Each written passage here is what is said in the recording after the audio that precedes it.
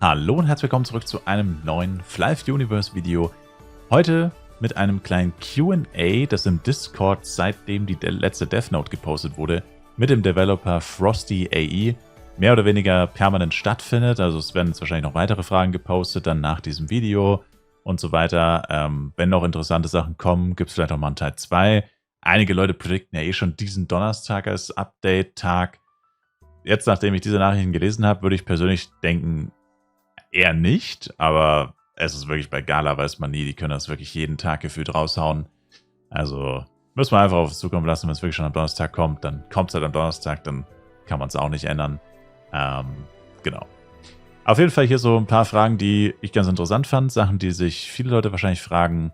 Ich meine, fast alles davon wird wahrscheinlich instant in den Patch Notes beantwortet werden, oder sehr vieles, aber ist natürlich nicht schlecht, wenn man schon mal vorher noch ein paar mehr Infos hat. Die erste Frage betrifft diese Jewel-Boxen in Dungeons, um Runen zu pullen, beziehungsweise both are crazy low at the moment, also wahrscheinlich auch die Gems. So low that it feels it's gonna get patched increased and I don't wanna invest in it as the price may drop after the patch. Also quasi Runen und Gems sind zu teuer und zu selten und vermutlich, oder man vermutet halt, dass es quasi in der Zukunft einen Patch geben wird, wo die Drop-Rate dann wahrscheinlich oder die Pull-Rates erhöht werden. Oder das System grundsätzlich verbessert werden wird. Da antwortet der Developer, es gibt aktuell keine Pläne, das zu machen. Und die zweite Frage, auch sehr interessant, ob es Level-Up-Rewards geben wird von Level 161 bis 165 und ob es eine Chance gibt, dass sowas früher gepostet wird. Gut, dass man seinen Grind planen kann und so weiter. Naja, das machen sie eigentlich nie, würde ich mal behaupten. Die Frage finde ich aber interessant beantwortet, weil er sagt, there probably will be, but I'm not sure if they'll be posted early. Also, dass sie nicht early gepostet werden, okay, aber there probably will be, also nicht hundertprozentig, aber ich meine, gut, wäre schon komisch wahrscheinlich, wenn keine Level-Up-Rewards reingemacht werden. Würde komisch aussehen, aber nicht 100% sicher anscheinend. Dann, do you have a plan to improve the Gemstone? Practical and possible to get level 10 Gems at the current state? Und auch hier wieder die Antwort possibly in the future, aber aktuell halt, wie gesagt, also dem Update nicht. Is the XP curve insanely increased from 161, 162 and such, or is it as regular as from 159 to 160? I'm just trying to figure out if it's going to be a grind or some 12-hour thing. Not entirely sure, but probably won't be that crazy since there's a whole questline for Heneos too. Also die Frage ist quasi, wird es deutlich schwieriger sein, diese neuen Level zu erreichen? Also werden die XP, die man auf den Leveln bekommt, wesentlich niedriger sein als zum Beispiel von 159 auf 160? Und da ist die Antwort jetzt quasi vermutlich nicht. Und außerdem gibt es noch eine Questreihe, die ja XP gibt, die man machen kann, die ja auch dabei hilft, dass man eh nicht alles grinden muss. Dann kann man alle Seltenheiten von diesen neuen Kräutern quasi mit jeder Art von Werkzeug, also ich denke mal stellvertretend geht es auch für alles andere, nicht nur für die Kräuter, also kann man das mit jeder Art sammeln oder braucht man verschiedene Rarities für verschiedene Materialien, sagen wir es einfach so. Genau. Also was sich quasi am meisten lohnt, weil wenn man das teuerste gar nicht braucht, dann kann man ja auch mit dem günstigsten rumlaufen zum Beispiel. Oder gibt es mehr Materialien oder whatever. Und die Antwort ist tatsächlich, there's some restrictions on the tools with what you can gather, their success rate, how much, what they give, etc. Das heißt also, basically ja, ich meine, wäre komisch, wenn nicht. Ich vermute mal, also meine persönliche Vermutung ist, hat man ja auf dem Screenshot gesehen, ich glaube jedes Tool gab es 5 Mal oder auf jeden Fall mehrere Male. Und ich vermute einfach, dass es so sein wird wie beim Collector. Also das denke ich mal, das System, mit dem man es am besten vergleichen kann. Also offensichtlich wird das damit vergleichbar sein. Dann, do you know if there's an anti-bot mechanic for all the gathering coming next update? Und dann die zweite Frage, basically eine Ergänzung dazu. I wish they would put a level restriction for the gathering content so bots don't just ruin the whole new update economy in weeks. Also beide sorgen sich quasi darum, dass Bots direkt nach dem Update anfangen, alle Kräuter, Erze und whatever wegzufarmen. So wie mit den Catchern früher, was man ja sehr, sehr oft gesehen hat. Und ist berechtigt auf jeden Fall. Und hier ist die Antwort: Es gibt ein Minimum-Level und grundsätzlich ist es schon dadurch beschränkt, also nicht jeder kann es einfach machen, weil es halt Penya erfordert und man muss questen. Also natürlich weiß man jetzt nicht, wie viel Penya und wie viel Quests, aber es gibt auf jeden Fall eine sozusagen Eintrittsbeschränkung, dass nicht einfach jeder, sobald er Level 1 ist, quasi sofort losfarmen kann, sondern muss den Charakter erstmal entsprechend vorbereiten. Ja, also hört sich ganz okay an, denke ich. Genau, dann kamen jetzt ein paar, das habe ich leider schlecht gemacht, weil die Fragen auch ein bisschen durcheinander waren und ich die in der falschen Reihenfolge erst gescreenshottet habe. Aber es kommen jetzt ein paar Fragen zum Vendor-Shop, also jetzt kommen ein paar und ich glaube am Ende kommen noch mal ein paar. Sorry dafür. Genau, wenn man jetzt quasi in dem Filter, also jetzt sind wir beim Shops-Suchesystem, wenn man da quasi seinen Filter setzt und dann kommen 40 Shops raus, die zum Beispiel einen Intelli-Ring plus 5 verkaufen, wäre es cool, wenn es einen Button gäbe, mit dem man alle diese Vendors, also alle diese Verkäufershops, mit dem Item auf der Map markieren könnte. Also quasi alle zeitgleich. Nicht einen, sondern alle 40. Also 40 ist vielleicht ein bisschen ein extremes Beispiel. Und die Antwort darauf ist: Nope, you can't, but you could sort by distance at least. Also dass man quasi sich wahrscheinlich den raussucht, der am nächsten ist. Genau. Ja gut, dann genau, die nächste Frage hat schon wieder nichts mehr dazu zu tun. Bin ich ein bisschen durcheinander gekommen. Were you able to push forward my suggestion for Kaigas regarding RMs seeing on a kill for a point? Yeah, there's someone working on some improvement in Kaigas, but not sure on the timeline. Also im Endeffekt, das ist so eine Frage, kann man RMs im Kaigas ein bisschen die Möglichkeit geben, auch zu punkten, weil es als RM ja schon extrem schwierig ist, jemanden zu killen. Und hier quasi die Frage, wenn jemand HC, dass der quasi eine Punktebeteiligung bekommt. Und die Antwort ist basically, dass einfach jemand aktuell schon an Verbesserungen, also nicht nur an dieser Verbesserung, sondern an allgemeinen Verbesserungen, also hoffentlich noch mehr Verbesserungen arbeitet. Aber es gibt dazu noch keine Timeline, also weiß man nicht, wann das kommen wird. Genau, hier noch eine Frage zu dem Dungeon, zu dem neuen, Herr Neos. Haben wir auch schon ein bisschen drüber diskutiert, kamen auch schon viele Fragen. Und zwar, ob der Dungeon quasi, also beziehungsweise der Dungeon generell erstmal, ist keine Instanz, ist ein Open-World-Dungeon und funktioniert dann quasi wie Marsmine, Dekans Mine oder auch Ivalice und Volcano. I see this new dungeon for leveling. Does it also feature a new boss that drops new best-in-slot gears? Nein, es gibt kein neues Gear, keine neue Ausrüstung, keine neuen Waffen, keine neuen Rüstungen. Dann auch eine interessante Frage. Was ist das neue maximale Hero-Level? Aktuell ist es ja Level 125. Und das neue Level geht dann bis 140. Also von 125 bis 140 wird Hero erweitert. Das ist tatsächlich ganz schön viel. 15 Level. Letztes Mal waren es nur 5 Level. Von 120 auf 125 wurde es letztes Mal erweitert. Dieses Mal dann von 125 auf 140. Das ist gar nicht mal so wenig. Genau. Dann geht es um diese Änderung mit dem Levelbereich Level 70. Das ist ja da jetzt eine XP-Verbesserung in irgendeiner Form gibt. Also man weiß halt nicht, wie viel genau. Aber dass da das Leveln erleichtert werden soll. Und hier haben wir die Begründung dafür, warum das genau in diesem Levelbereich und eben auch nur für diesen Levelbereich erfolgt und nicht noch ein weiterer Levelbereich. This level range has been by far the most frustrating for the past few years and we checked lots of data. It's clear that around 60 to 70 is where people quit the most. For now, this is probably the only level range getting changes. Also sie begründen es quasi damit, dass sie irgendwelche Daten haben, die zeigen, dass das der Levelbereich ist, wo die meisten Leute aufhören.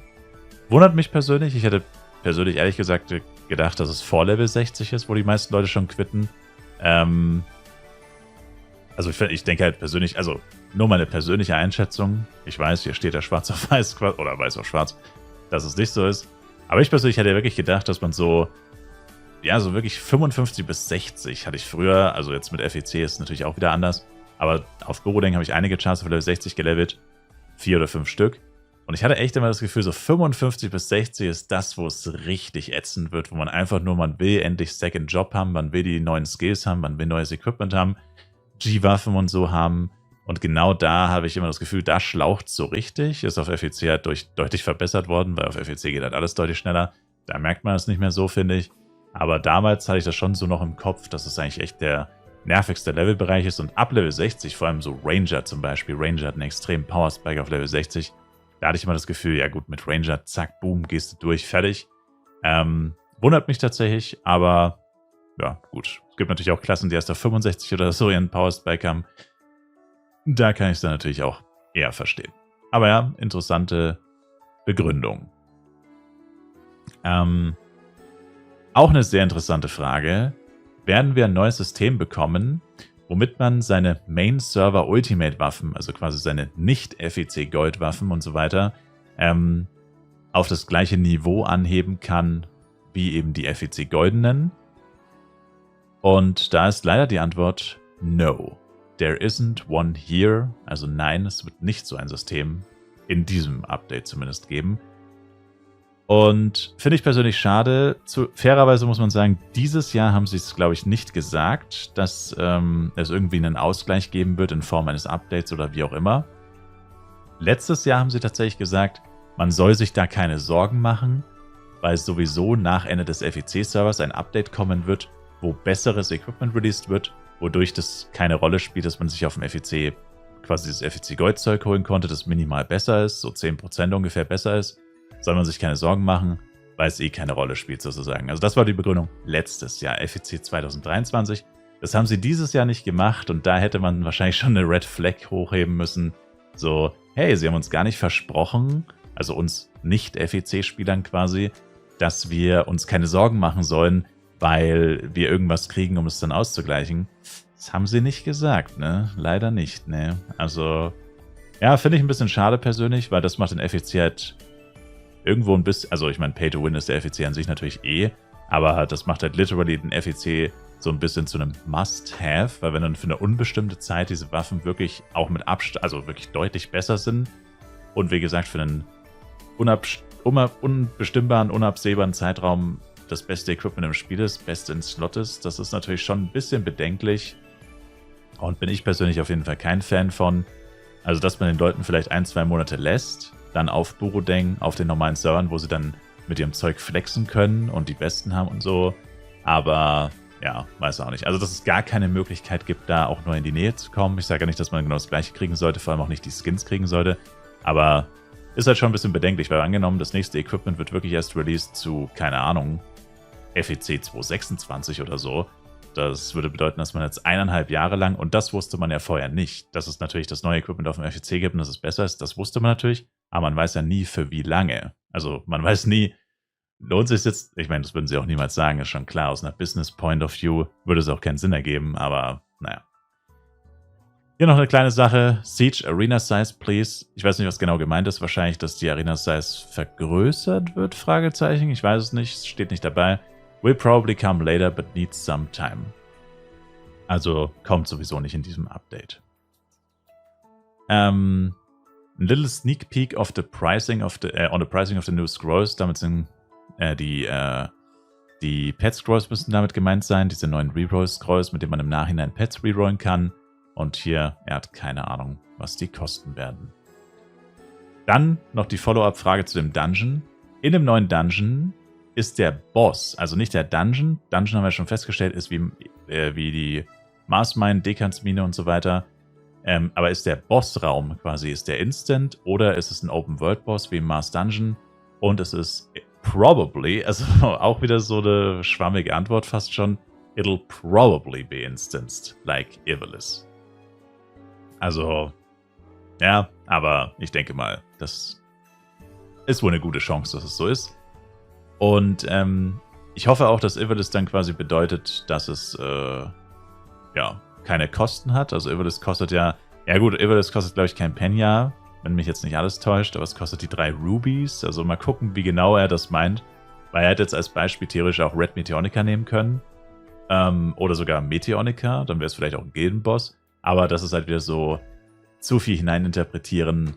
Ja, also weiß man jetzt nicht, ob man mit Ivalice meint quasi Ivalice, dass er instanziert ist und man das System dafür braucht mit den Dingern. oder dass es halt nur um das Instanzding geht. Ich vermute mal, es geht nur um das Instanzding. Das einfach bedeutet, dass jeder den Boss herausfordern kann und man sich den nicht gegenseitig wegfarmen kann. Und das finde ich persönlich auch sehr wichtig und sehr gut, weil man weiß zwar noch gar nicht, was der Boss überhaupt droppt. Also offensichtlich natürlich keine neuen Waffen und Ausrüstungen, das haben wir ja schon geklärt. Aber vollkommen egal, was er droppt, es ist einfach nervig, wenn er der ganze Server auf jedem Channel nur einen Boss hat und man sich diesen einen Boss dann teilen muss. Ich meine, kann sich jeder vorstellen, was wird passieren. Der Boss wird 24/7 tot sein. So ein Dungeon-Boss wird jetzt wahrscheinlich auch nicht alle 5 Minuten respawnen. Und ja, also und vor allem wird er wahrscheinlich, also könnte mir auch vorstellen, dass in der Questline dann die Endquest erfordert, dass man ihn tötet und so. Also lauter solche Sachen, wo man sich dann denkt, naja, ist dann vielleicht besser, wenn er instanziert ist. Ja, dann noch die Frage, was der Sinn dieser Pet Scrolls ist, wenn man immer noch Sacrificial Pets braucht. Und hier wird nochmal gesagt, dass diese Pet Scrolls sind halt wirklich dafür gedacht, dass ein Pet in extremen Ausnahmefällen sehr gut gelevelt ist, aber halt ein Level aus irgendeinem Grund halt, das man nicht mehr ändern kann, sau schlecht ist und damit das ganze sonst sehr gute Pet ruiniert, weil man kann ja wie gesagt nur einen einzigen Slot rerollen. Und genau dafür ist halt dieses Scroll gedacht. Also hier zum Beispiel ein perfektes Pet, 1, 2, 3, 4. Und das müsste hier quasi eine 5 sein, dann wäre es perfekt. Und nur diese 2 ist quasi nicht perfekt. Und die kann man jetzt halt dann rerollen und das Pet im Nachhinein noch perfekt machen. Oder halt ein extrem gutes Pet noch ein Stück verbessern. Auch wenn man es eigentlich nicht mehr rerollen kann mit dem normalen System. Dann, I wonder where the tier limitation is stored, character or pet related. Also quasi dieses Rerollen, dass man eben nur einen Slot rerollen kann. Wie wird das gespeichert? Also auf Character würde ja keinen Sinn ergeben. Und es ist auf dem Pet gespeichert. Und jetzt müsste auch, genau, hier sieht man es, hat er einen Screenshot gepostet. Scroll rerolled Tier, in blauer Schrift steht das dann unter der Energie. Und hier würde dann, also jetzt steht hier None. Und ich schätze mal, genau, es ist ein perfektes Pet. Wenn man hier zum Beispiel das B-Level gererollt hat, würde hier halt B stehen. Und dann wüsstest du als Käufer, wenn jetzt 1, 2, 3, 3 wäre, 5, 7, 9 und hier würde B stehen, wüsstest du, okay, diese 3 kannst du nicht mehr rerollen, weil es wurde schon mal gererollt auf einer anderen Stufe. Und das heißt, kann nicht gererollt werden. So funktioniert das, finde ich persönlich auch sehr gut, dass man das sieht. Sehr wichtig. Dann, any chance you can tell us when you're adding the IBAT cap to the drops? Auch eine sehr interessante Antwort. Can included with this update. Also es gibt ja diese IBAT Cap, ich weiß nicht, ob ihr die schon mal gesehen habt, in der Umkleidekabine gibt ein paar Leute, die sind da schon richtig scharf drauf, seit langer Zeit. Also ich weiß gar nicht, wie lange die schon in der Umkleidekabine ist. Gefühlt seit die ersten Monster-Skins released wurden, gibt es die schon in der Umkleidekabine, also schon weit über ein Jahr müsste das sein. Und ja, anscheinend, Fragezeichen, ist das hier confirmed. Also er schreibt can included. Also damit müsste es ja schon fast confirmed sein, dass wir die IBAT Cap in diesem Update bekommen, wenn er es nicht vergisst. Dann ist Level 161 to 165 Beyond Cursed Difficulty. Also aktuelle Cursed Difficulty ist ja 141 bis 160. Und hier ist quasi die Sorge dahinter, dass man dann, wenn man zu 165 hochlevelt oder ab 161, dann quasi keine Cursed Dungeons mehr farmen könnte. Aber hier wird bestätigt, Cursed Dungeons werden dann einfach bis 165 gehen. Also braucht man sich keine Sorgen machen, man kann einfach weiter leveln, aber weiterhin Cursed Dungeons farmen. Und dann noch die Frage, okay, aber dann, wie ist es dann, also ist dann Cursed Wilds noch das gleiche oder ist es dann schwieriger oder ein anderer Modus? Und auch hier einfach das gleiche, ändert sich nichts.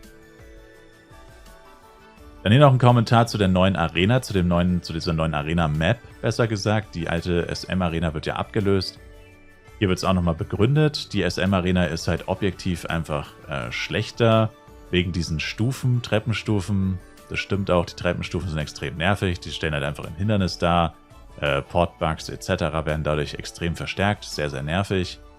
Und dann, wie könnte es anders sein, muss man natürlich FlyFPC wieder eins reindrücken.